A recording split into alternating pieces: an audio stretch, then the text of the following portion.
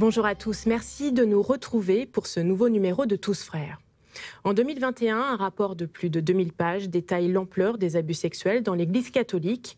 Près de 5000 personnes ont répondu à l'appel à témoignage de la CIAZ, la commission indépendante des abus sexuels dans l'Église catholique.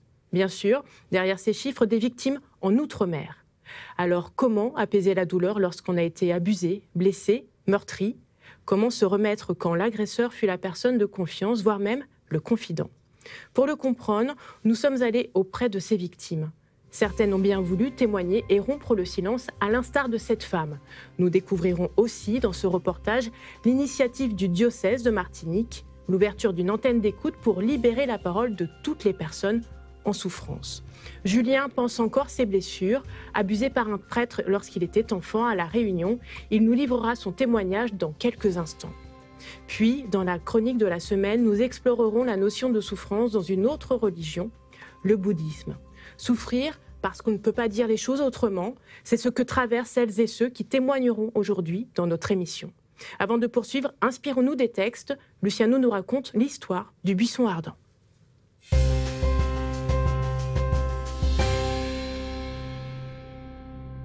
Souffrir, comme dans la célèbre histoire du buisson ardent. Vous ne voyez pas le rapport? Venez, je vous embarque dans ce récit tout droit sorti du livre de l'Exode. Un jour, un berger, le voici, il s'appelle Moïse. Il est en train de mener le troupeau de son beau-père jusqu'à la montagne de Dieu, à l'Horeb. C'est une journée en apparence banale, jusqu'à ce que, tout à coup, Moïse voit au loin un étrange phénomène. Un buisson semble prendre feu. Très intrigué, il fait un détour et s'approche. Plus de doute, le buisson brûle, mais il ne se consume pas. Du milieu du buisson, une voix résonne. « Moïse, Moïse !» Saisi, le berger répond « Me voici. Je suis le Dieu de ton père, le Dieu d'Abraham, d'Isaac et de Jacob. J'ai vu, oui j'ai vu la misère de mon peuple qui est en Égypte. Oui, je connais ses souffrances. » Moïse est bouleversé. Vous vous rendez compte? Dieu lui parle. Le Dieu unique et vrai n'est pas si lointain. Il est même saisi, car son peuple souffre. Dieu exprime alors son seul désir, libérer son peuple de l'esclavage. Et pour cela, il a choisi Moïse. Mais ce simple berger ne se sent pas capable de réaliser une telle mission. Qui suis-je pour aller trouver Pharaon et pour faire sortir d'Égypte les fils d'Israël? Dieu le rassure. Je suis avec toi. Tu parleras ainsi aux fils d'Israël. Celui qui m'a envoyé vers vous, c'est « Je suis ». Quelle grande révélation! Ce Dieu qui veut épouser la souffrance de son peuple se fait si proche qu'il va même jusqu'à dévoiler son nom, le nom qui libère. C'est donc le cœur rempli d'espérance que Moïse s'éloigne du buisson et s'en va vers l'Égypte. Ainsi, cette mystérieuse rencontre nous révèle que Dieu n'est pas indifférent à notre souffrance. Loin de là, de tout temps, il a fait se lever des hommes comme Moïse et il les a rendus capables d'agir pour ceux qui souffrent. Et c'est pour se rappeler cela qu'on en parle encore aujourd'hui. Bonjour Aurélie. Bonjour Nora. Alors, une des clés pour avancer et apaiser sa souffrance, c'est souvent de se confier. Et en ce sens, le diocèse de Martinique a pris une initiative il y a quelques années. Exactement. Alors, nous sommes allés à Fort-de-France, Ducos et Rivière-Salée pour découvrir la cellule d'écoute aux victimes d'abus sexuels dans l'Église, en Martinique. Elle a été créée en 2016 par l'archevêque Monseigneur Macaire. Son but, ouvrir un espace de parole libre et bienveillant au sein de l'Église. Nous y avons retrouvé le père Sosten Godjo. Regardez, il est curé de la paroisse de Fort-de-France, et Tony Alagui-Selachi, qui est responsable de la cellule d'écoute. Tous deux sont psychologues. Ils œuvrent pour encourager tous les catholiques à écouter les victimes sans jugement et de manière fraternelle. Comment accueillir les victimes, les écouter, leur donner confiance dans l'Église et les réintégrer dans la communauté. On regarde le reportage de Flore Mongibaud, Faustine Le Guillard et Guy-René Raphaël.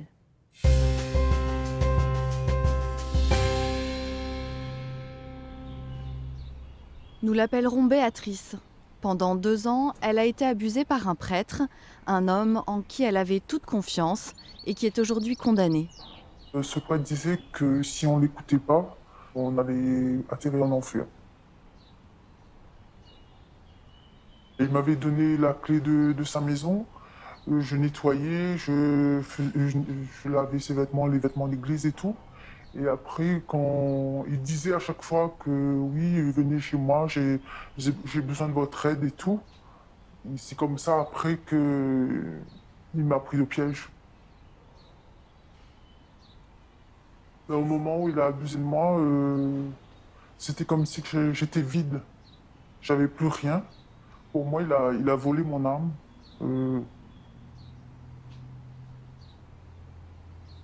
Je pouvais même plus réfléchir à rien. J'étais vide.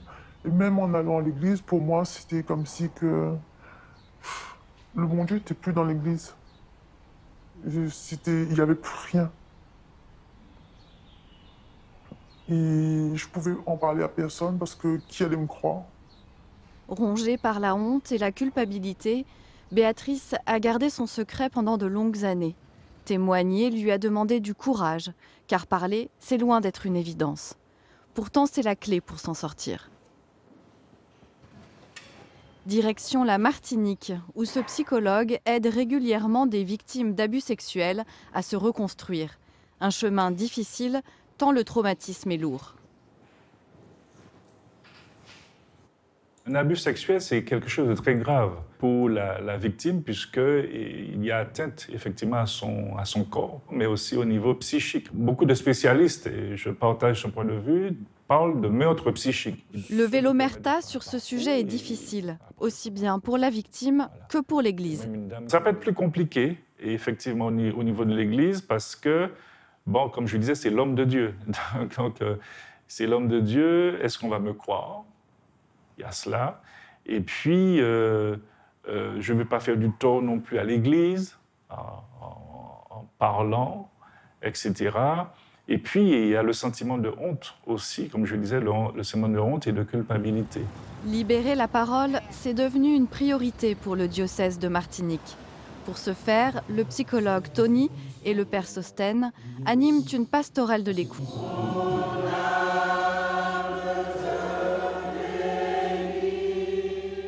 Un réseau de 400 bénévoles spécialement formés pour écouter toute personne en souffrance. Depuis avril 2016, Monseigneur Macaire a demandé la mise en place de cette cellule d'écoute, donc dédiée aux victimes d'agressions sexuelles dans l'Église. Il apparaît important d'avoir des personnes formées, donc on va dire des professionnels de l'écoute, hein, qui sachent accueillir le discours des personnes avec bienveillance et leur permettre surtout de pouvoir se reconstruire. Ce matin-là, le psychologue et le prêtre animent une formation pour les membres de la pastorale. Leur mission, préparer les écoutants à recevoir la parole des victimes d'abus sexuels commis au sein de l'Église. Ici, en Martinique, je pense qu'on peut se poser beaucoup de questions.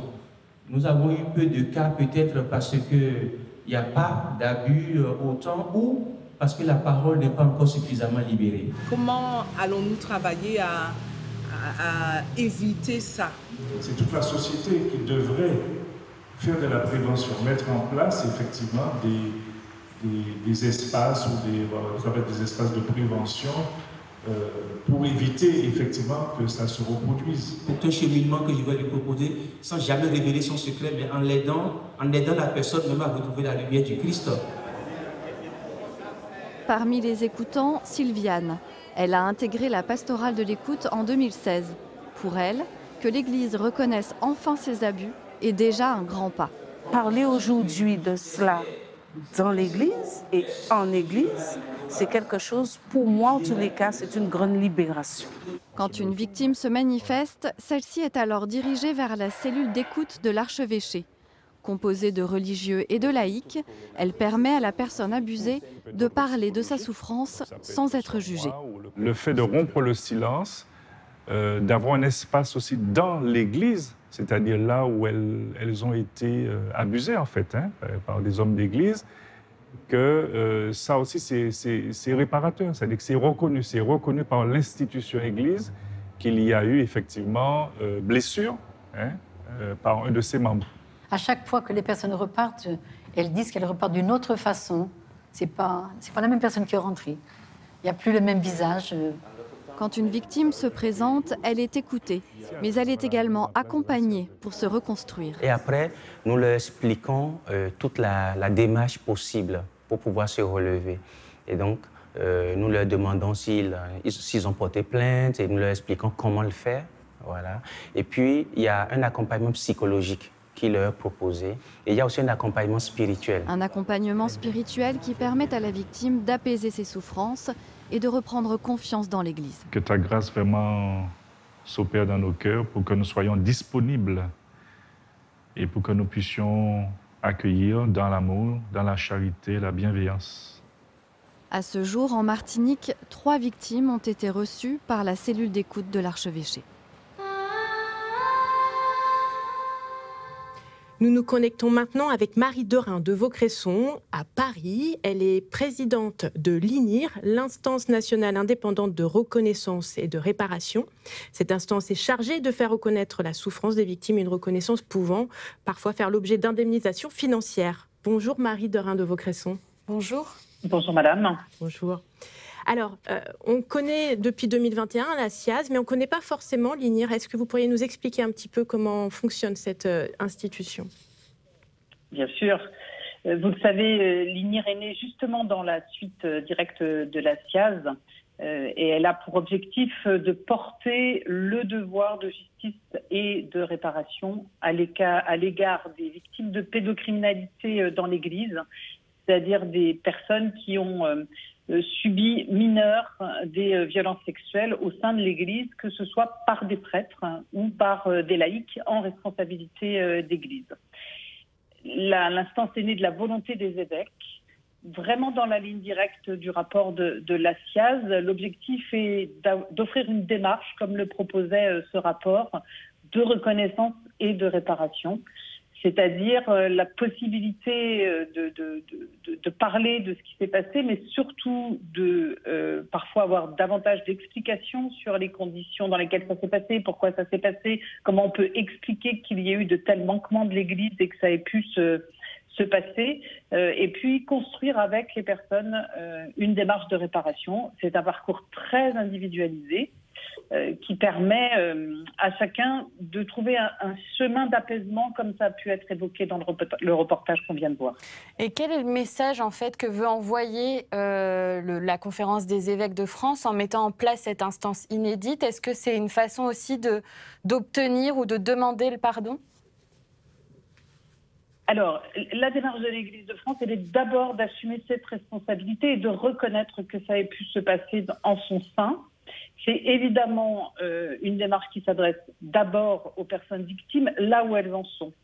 La question du pardon, il ne faut pas qu'elle arrive trop vite. C'est-à-dire que c'est clairement une démarche de repentance, de reconnaissance de ce qui s'est passé.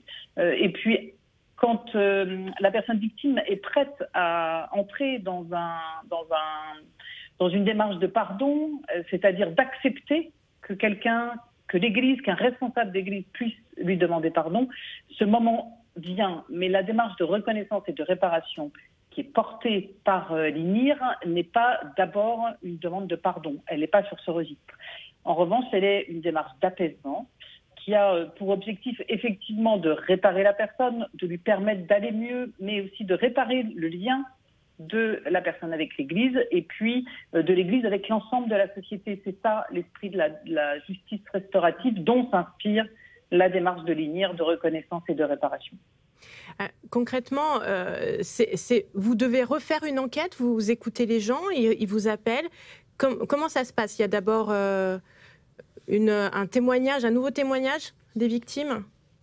Alors, je vais vous expliquer. Effectivement, le premier contact se passe toujours par mail ou par écrit. Vous aurez les contacts tout à l'heure. Il s'agit d'entrer en relation et justement d'éviter à la personne d'avoir à redire ce qu'elle a vécu. La plupart du temps, c'est évitable puisqu'elle en a dans les situations que nous avons jusqu'à maintenant, hein, un peu plus de 980, dans ces situations-là, les personnes, la plupart du temps, ont déjà parlé à une cellule d'écoute, telle que celle que nous avons pu voir en Martinique, ou bien elles se sont déjà adressées à la SIAZ, voire elles ont porté plainte pour un certain nombre d'entre elles. Ce qui veut dire qu'elles ont déjà un support écrit de ce qui a été vécu, ce qui est important, puisque ça permet de partir de ça pour les personnes qui vont échanger avec elles, qu'on appelle des référents de situation. L'objectif est d'éviter de réactiver ce que les personnes ont vécu et de réactiver des traumas qui peuvent faire des dégâts importants. La question de l'écoute, elle est toujours celle-ci, c'est de prendre toutes les précautions pour ne pas réactiver les traumas dont les personnes peuvent encore être tout à fait, peuvent être prises complètement par ces traumas. Donc, on part du récit de la personne, de ce qu'elle veut nous en dire. On regarde avec elle où sont les manquements, où ont été les manquements de l'Église dans son histoire, et puis on regarde les conséquences dans sa vie. Et on n'est pas dans une démarche judiciaire, on n'est pas dans la vérité judiciaire, ça n'est pas le sujet. On travaille à partir du récit de la personne victime. Simplement, à un moment donné, nous demandons confirmation de la vraisemblance des faits. C'est-à-dire on inscrit dans cette réalité aussi d'une vraisemblance, c'est-à-dire de vérifier que les faits ont pu effectivement exister, c'est-à-dire que le prêtre était bien à tel endroit à tel moment, ou bien qu'il y avait telle autre circonstance telle que la personne le décrit. Ça permet aussi parfois de rétablir une forme de vérité sur les choses.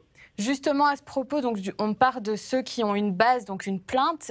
Certaines victimes arrivent à trouver le courage de parler seulement une vingtaine d'années après. Dans la justice française, il y a prescription à ce moment-là. Donc, quand il n'y a pas ce support-là, comment vous les accueillez, ces victimes ? Eh bien, on fait avec ce qu'elles peuvent apporter ou ce qu'elles n'apportent pas, justement. Donc, avec toute la délicatesse des référents de situation, dans la façon d'échanger avec elles, on part de leur récit. La question de la justice que vous évoquez au passage est importante, puisque vous savez que c'est une réponse alternative quand la justice ne peut plus intervenir. Ça veut dire que si jamais on s'adresse à nous, alors que la justice peut intervenir, on suspendra notre propre intervention pour laisser la justice faire son œuvre, quitte à après reprendre aussi une démarche avec l'INIR, puisque ce devoir de justice et de réparation que les évêques ont souhaité, c'est au-delà, au-deçà, à côté de ce que propose la justice française dans sa dimension démocratique et républicaine. Très rapidement, en Outre-mer, très peu de victimes se sont manifestées auprès de la SIAZ. Et du côté de l'INIR, est-ce qu'il y a eu des demandes de réparation ? Alors aujourd'hui, nous avons une personne qui s'est adressée à nous, mais les faits d'Outre-mer, de la Réunion, mais les faits ne se sont pas passés Outre-mer, ils se sont passés en métropole. J'ai le regret de dire que nous n'avons pas de demande de la part de personnes vivant Outre-mer. Peut-être que c'est aussi grâce à des actions comme celles qu'on a vues en Martinique qui permettent de conduire déjà des démarches de réparation en réalité en proximité. Et je dois vous dire que c'est important et c'est tout à fait à souligner puisque on se retrouve, nous, très souvent en difficulté quand ces réponses de proximité, elles n'ont pas été possibles ou elles ne sont pas encore aujourd'hui possibles, alors que des personnes ont besoin de cette proximité, d'échanger en direct, de pouvoir avoir des réponses immédiates et de proximité, encore une fois, y compris parfois de solidarité très concrète. Merci beaucoup, merci pour cet éclairage, merci beaucoup. Au revoir, mesdames. Nous nous sommes rendus à Lyon pour recueillir le témoignage poignant d'un jeune homme. Racontez-nous son histoire. Alors, nous sommes allés rencontrer Julien. Il a été victime d'un viol lorsqu'il était enfant, encore enfant de cœur, dans sa paroisse de la Plaine des Palmistes. Julien a fait le choix de témoigner à visage découvert, c'est rarement le cas. Comme on le disait tout à l'heure, l'INIR a reçu peu de témoignages d'ultramarins, le poids du silence étant encore très important. Le témoignage de Julien est donc extrêmement courageux et on le remercie d'avoir accepté de nous rencontrer. Son but est de partager son histoire pour encourager les victimes à parler et faire comprendre à tous que la honte ne doit pas se situer du côté des victimes. Lorsqu'on a été victime d'abus sexuels dans l'Église, comment réussir à s'en sortir et qu'en est-il de la foi? On regarde le reportage de Fleur Mongibaud.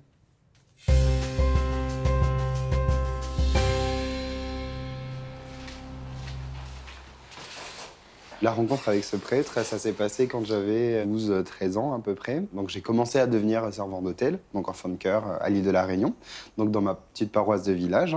Il avait vraiment une forme d'autorité sur le petit cercle de paroissiens qui s'était formé autour de lui. Alors, il fallait le suivre dans tout ce qu'il disait, parce que si on faisait ce qu'il nous disait, on était promis d'aller au paradis. Vers mes 14 ans, je l'ai vu quelques fois nu sous la douche, parce qu'il me disait de lui apporter sa serviette, mais sans me toucher, sans parole, sans geste déplacé. Après, de mes 15 ans à mes 16 ans et demi, j'ai eu droit à viol et agressions répétées quasiment tous les week-ends, dans différents lieux comme la sacristie, dans sa voiture, à la cure, dans sa chambre. Il me disait que c'était normal. C'était quelque chose que je n'aimais pas faire, mais je devais le faire pour le satisfaire et pour sauver mon âme, finalement. J'avais commencé à avoir un peu des pensées suicidaires. Hein. J'ai déjà imaginé d'innombrables fois comment en finir, en fait. Voilà, j'ai eu toute une phase, vraiment, où c'était assez sombre, où intérieurement, ça n'allait pas. J'ai réussi à en sortir et à en parler parce qu'en fait, vers mes 16 ans et demi, 17 ans, j'ai rencontré quelqu'un. Cette personne m'a permis vraiment de sortir de cet engrenage petit à petit pour au final m'éloigner complètement de ce prêtre et voilà, pouvoir en parler par la suite et porter plainte. Le procès est arrivé, il y a eu une peine beaucoup plus lourde que ce à quoi je m'attendais. Aux yeux de tous, il était reconnu coupable et aujourd'hui, ce prêtre, il purge sa peine en prison.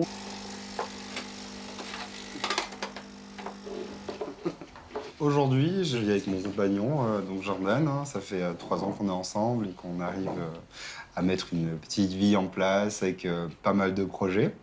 Mais le traumatisme, il est toujours présent. J'ai encore des petites phases où je vois quelque chose qui va me rappeler cette histoire, où je vais éclater en sanglots.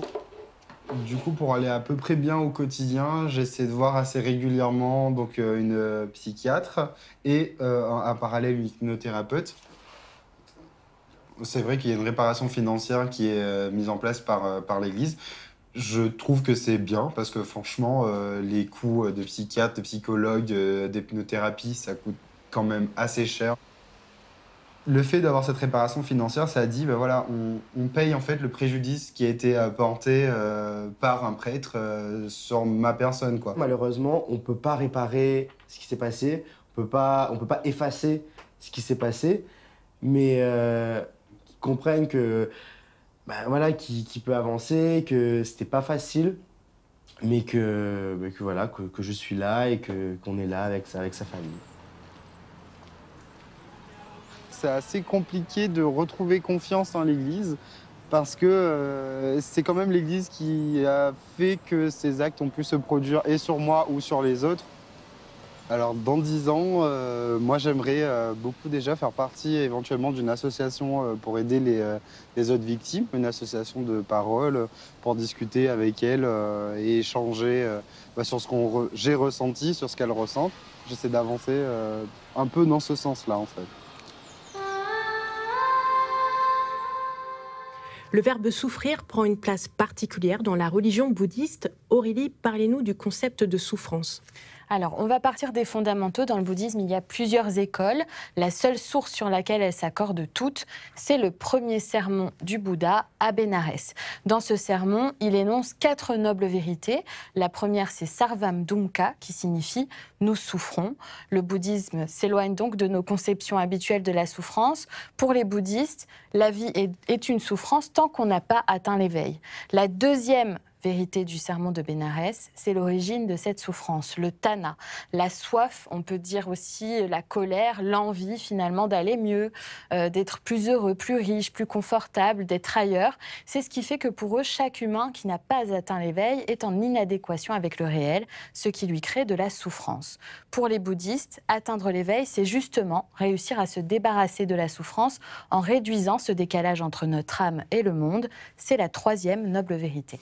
Alors, est-ce que Bouddha nous donne des solutions pour atteindre cette troisième noble vérité? Oui, Nora, c'est la quatrième noble vérité d'ailleurs qui nous donne le chemin à suivre. C'est ce qu'on appelle l'octuple sentier. Ici, encore plusieurs écoles sont connues. Une première, le petit véhicule qui appelle les hommes à la vie monacale. On s'abstient de toute forme de dépendance finalement et on n'est plus en inadéquation avec le réel puisque finalement on le rejette. Et puis la deuxième école, le grand véhicule, cette fois dit qu'il faut passer par l'amour et par la compassion. Par l'amour, on va comprendre le concept de la générosité, ce qui va permettre de contourner nos instincts, celui d'être en colère, triste, d'avoir envie de se venger. La générosité concerne le présent. Pour ne pas souffrir d'une situation passée ou s'inquiéter d'une situation future, il faut considérer le présent comme un cadeau. Alors concrètement, comment fait-on? Alors évidemment, on a toujours la même réponse chez les bouddhistes, il faut méditer, regardez.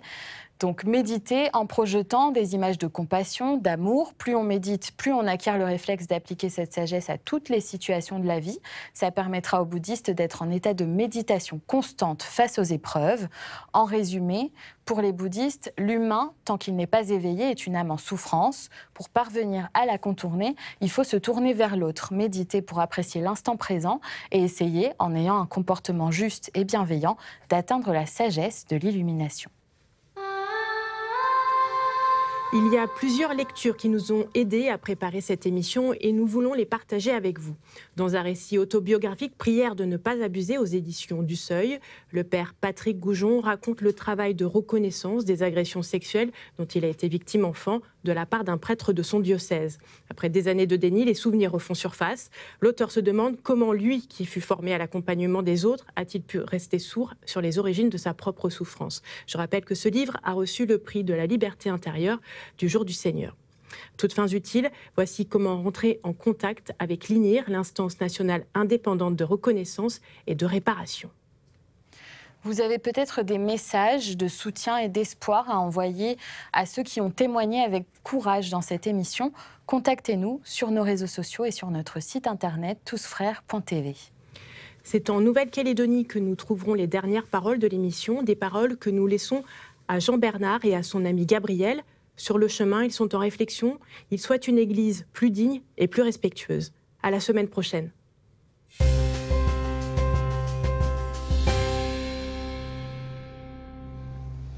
Tu vois, Jean-Bernard, nous sommes diacres et pères de famille. Personne de notre entourage n'a été concerné par le scandale de la pédocriminalité. Pourtant, je t'avoue avoir tant de mal à encaisser chaque nouvelle annonce de prêtres violenteurs. Comment avoir pu oser de telles ignominies? Oh, je partage totalement ton ressenti. Comme tous les fidèles paroissiens, on fait partie d'un corps.